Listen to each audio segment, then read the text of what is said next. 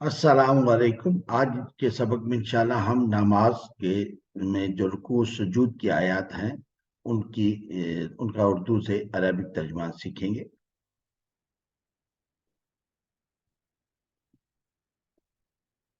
Teachers training فرم کی کوشش ہے کہ اسلامیات کے اندر جو سنگل نیشنل کریکولم کے تحت قرآنی آیات دی گئی ہیں ان کو بچوں کو سمجھانے کے لیے ایک آسان ٹیکنیک کا استعمال کیا جائے، جو کہ اردو سے عربک گرامر سیکھنے کی ٹیکنیک ہے۔ نہ صرف اردو سے عربک گرامر سیکھنے کی ٹیکنیک ہے، بلکہ اس میں ذخیرہ الفاظ بھی جو اردو میں بہت زیادہ استعمال ہوتا ہے اور وہ عربک میں بھی ہے، اس کو ہم سمجھ سکیں۔ میں ہوں آپ کا ہوسٹ لیفٹیننٹ کرنل راشد۔ یہ ضمائر جو کہ ہم پڑھتے ہیں جو کسی بھی زبان میں ضمائر پروناؤنس کا بہت زیادہ استعمال ہوتا ہے۔ 4 ضمائر ہم پڑھ چکے ہیں۔ سامنے کوئی شخص ہو، اس سے بات کرنی ہو تو کا استعمال ہوتا ہے، سامنے 1 سے 2 سے زیادہ لوگ ہوں تو کم استعمال ہوتا ہے، اگر کوئی غائب ہے یعنی حاضر نہیں ہے اس کے لیے ہو، اور اگر زیادہ لوگ ہیں تو ہم جمع کے لیے۔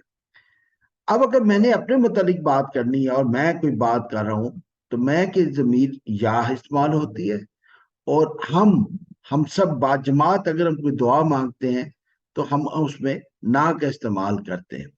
یاد رکھیں جو ضمائر ہیں یہ ہمیشہ اسم کے آخر میں آتے ہیں، اور ہم نے کلیہ پڑھا ہے، وہ ہم نے رب کے ساتھ ان ضمائر کے استعمال کو سیکھا ہے۔ جیسے رب تمہارا، ربو کا، رب تم سب کا، ربکم، رب اس ایک شخص کا، ربہو، رب ان سب کا، ربہم۔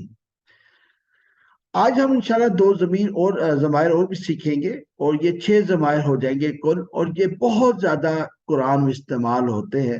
اور اب جو آج 2 ضمائر سیکھیں گے تو بہت ہی زیادہ استعمال ہوتے ہیں، خاص طور پہ قرآنی آیات جو ہم تلاوت کرتے ہیں وہاں اس کا کثرت سے استعمال ہوتا ہے۔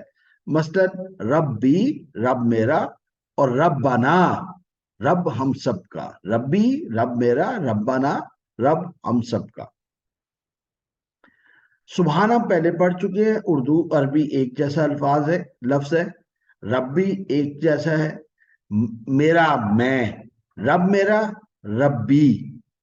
خاص ہم پڑھ چکے ہیں، مدینہ المنورہ میں جیسے استعمال ہوتا ہے، عظیم اردو کا ہی لفظ ہے، سبحان ربی العظیم، سبحان ہے رب میرا جو کہ بہت زیادہ عظیم ہے۔ سمیع، سماعت، اعلی سماعت، سماع و بصر، یہ اردو استعمال ہوتا ہے۔ اللہ، اللہ کے لیے عربی کا لفظ ہے، لیس کے لیے استعمال ہوتا ہے، اور جس، من، تو جس کے لیے لیمن، جس کے لیے لیمن۔ حمیدہ حمد، اور ہو اس کی ہم، ہو۔ سمیع اللہ، سن لیا اللہ نے، لیمن جس کے لیے حمیدہ حمد کی اس نے۔ رب ہمارا، ربنا، اور واو بہت زیادہ اردو میں استعمال ہوتا ہے، اور عربی میں ہم اردو میں جیسے سماع و بصر، ارض و سماوات، زمین و آسمان، آپ کے لیے، لکا، خاص الحمد، الحمد۔ یہ مغلیہ دور ہمارے پاکستان سٹڈیز میں بہت پڑھا ہے، ایک خاص چیپٹر ہے، اور اس میں ہم دیکھتے ہیں کہ ان کے لیے بہت بڑے بڑے القابات استعمال ہوتے تھے، ان کی پریزز بہت ہوتی تھی۔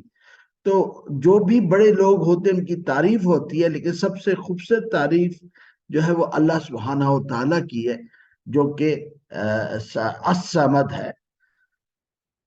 ربنا، اے ہمارے رب، ولک الحمد، اور آپ کے لیے خاص حمد ہے، یعنی جو کسی کے لیے نہیں ہے۔ اب آپ دیکھیں یہ ملتے جلتے الفاظ ہیں، ہم سے حمدن، کثیر سے کثیرن، طیب سے طیبن، پاک، مبارک سے مبارکن، فی ہی اس میں، جیسے ہم کہتے ہیں گلاس میں پانی، تو گلاس میں جو ہے نا یہ ہے فی، اور ہی جو ہے یا ہو اس میں۔ حمدن کثیرن طیبن مبارکن، یعنی کون سی حمد ہے؟ بہت کثرت والی ہو، طیب، پاک ہو، مبارک ہو اس میں۔ اچھا، ہم نے پڑھا تھا کہ نکرہ کی نشانی عربی میں یہ ہے کہ عام جو اسم ہے اس کے آخر میں تنوین آتی ہے، اکبرن، اکبرن، اکبرن، آپ دیکھ رہے دو پیش دو زبر اور دو زیر آتا ہے. اب یہ دو زبر دو پیش دو زیر کیوں آتا ہے یہ انشاءاللہ آگے جا کے ہم سمجھیں گے، اور یہ اس کی بہت زیادہ اہمیت ہے.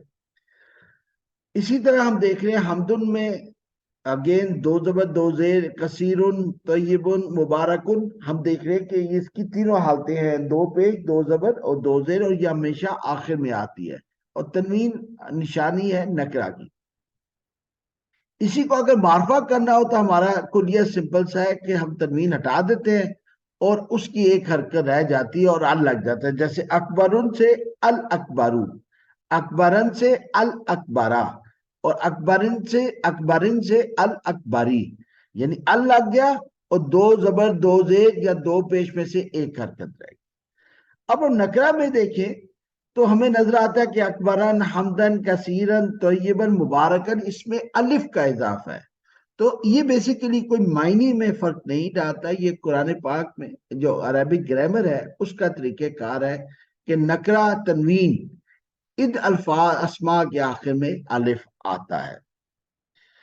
یہ وہ الفاظ ہیں جو عربی میں بہت زیادہ استعمال ہوتے ہیں. عربی کے الفاظ ہیں من سے، لی کے لیے، علا پر، اور فی میں. سبحان سبحان، رب رب، میرا یہاں پڑھ چکے ہیں ربی، خاص ال، اعلی اعلی، سبحان ربی الاعلی، سبحان رب میرا جو سب سے اعلی ہے.